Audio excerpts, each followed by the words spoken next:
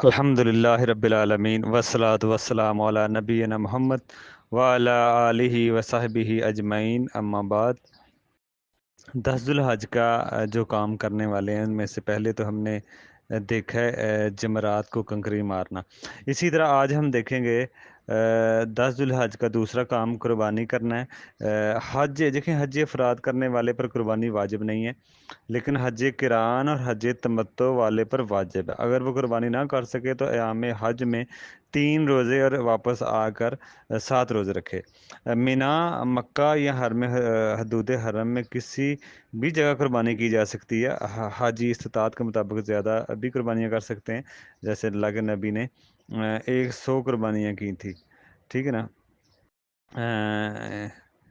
اسی طرح حج کی قربانی کی شرط وہی ہے جو عام قربانی کی ہے، اپنا قربانی سے گوشت بھی کھایا جا سکتا ہے۔ اگر کوئی 10 ذوالحج کو قربانی نہیں کر سکا تو ایام تشریق 11، 12، 13 ذوالحج کے غروب آفتاب تک کسی بھی وقت قربانی کر سکتا ہے، یعنی کہ 11، 12، 13 ذوالحج کے غروب آفتاب تک کسی بھی وقت قربانی کر سکتا ہے۔ اگر کوئی خود قربانی ذبح کرتا ہے تو بسم اللہ، اللہ اکبر کہہ کر ذبح کرے۔ جیسے آج کل راشی اور حجاج کی سہولت کے لیے قربانی کی رقم بینک یا مخصوص کوئی کاؤنٹر پر جمع کی جاتی ہے تاکہ سعودی حکومت خود اس کی طرف سے 10 ذوالحج کی قربانی کا جانور خرید کر قربان کر دے، اور گوشت محفوظ جو مستحقین تک پہنچا دیتا ہم۔ اگر کوئی خود بھی قربانی کا جانور خرید کر قربانی کرنا چاہے تو وہ ذبح کا وہ بھی ذبح موجود ہے، ٹھیک ہے نا۔ اسی طرح 10 ذوالحج کا تیسرا کام 10 ذوالحج کا تیسرا کام بال مڈوانا یا کٹوانا۔ حجامت کے جو مسائل ہیں عمرے کے بیان میں پہلا گزر چکے ہیں کہ دیکھیں، کنکریاں مارنے، قربانی کرنے اور حجامت کے بعد حاجی کے لیے عورت سے ہم بستری کے علاوہ احرام کی بندیاں ختم ہو جاتی ہیں۔ حاجی اپنا احرام کھول دیں گے۔ 10 ذوالحج کا جو چوتھا کام ہے وہ 10 ذوالحج کا چوتھا کام طواف زیارہ افاضہ، طواف افاضہ جو حج کا رکن ہے۔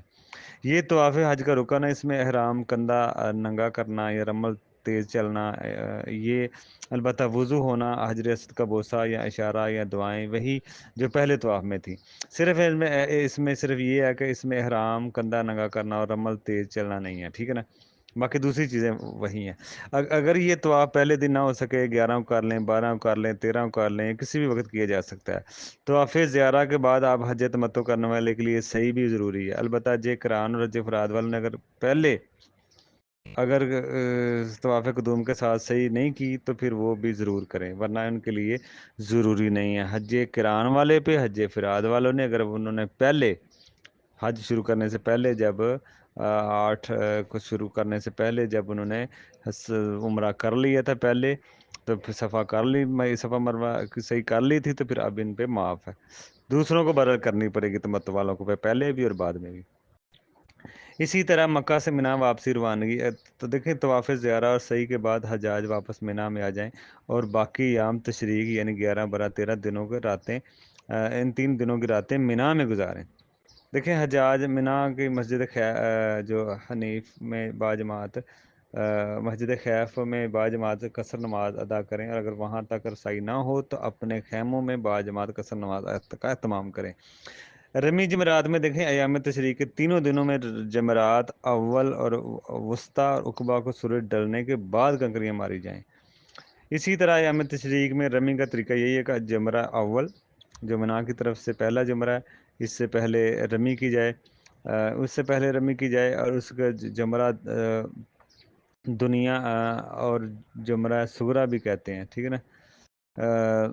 اسی طرح پھر درمیان میں جمرے کو سب سے آخر میں جمرہ عقبہ کو رمی کی جائے، درمیانے کے بعد جمرہ اول اور جمرہ وسطی کو جو درمیان والا ہے 7 کنکریاں ماری جائیں، اور ہر کنکری اللہ اکبر کہیں ذرا ہٹ کے کر دعا بھی کر سکتے ہیں، لیکن تیسرے جمرے کو رمی کرنے کے بعد وہاں نہ رکیں اور نہ دعا کریں۔ ایام منا میں رمی کے علاوہ کثرت سے آپ دعائیں اللہ تعالیٰ کا ذکر کریں۔ ان ایام میں مکہ جا کر بیت اللہ کا نفلی طواف کرنا بھی مسنون ہے۔ ایام تشریق میں یعنی کہ 13 تک مینا میں گزارنا مسنون ہے۔ اگر کوئی 12 کو ذوالحج کو واپس جانا چاہے تو شرعاً اس سے اجازت ہے۔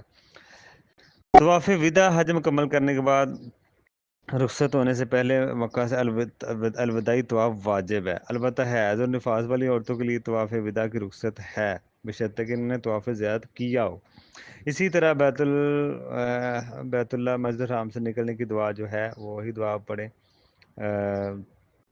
اسی طرح واپسی پر دیکھیں، اگر آپ واپس آتے ہیں تو دعوت کا اہتمام، جیسے نبی علیہ السلام کی عادت مبارک تھی کہ جب سفر پہ واپس آتے تو خوشی کے طور پر کوئی اونٹ یا گائے ذبح کرتے۔ حجاج بھی اگر جاتے ہیں دعوت کی بجائے جاتے وقت دعوت کی بجائے واپسی پر دعوت کا اگر منو بنائیں تو یہ مسنون عمل ہوگا۔ تو یہ چیزیں تھیں حج اور عمرے کے بارے میں۔ اس میں مزید کوئی چیزیں اور بھی دیکھتے ہیں ہم آگے، اس میں اور کون کون سی چیزیں ہیں جو بڑی اہم ہیں جو ہمیں سمجھنی چاہیے۔